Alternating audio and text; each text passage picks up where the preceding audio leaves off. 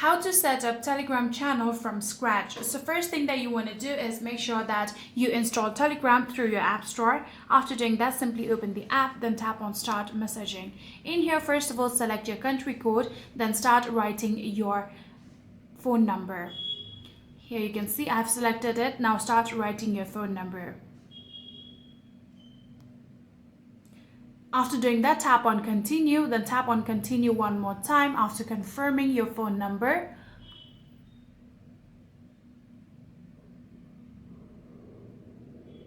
After doing that, now you'll need to enter your email address. You can also sign up with your Apple ID if you want to.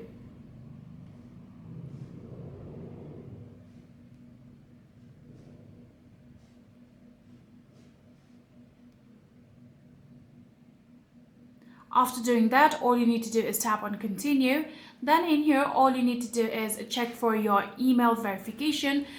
So in here, simply open your email address inbox just like this.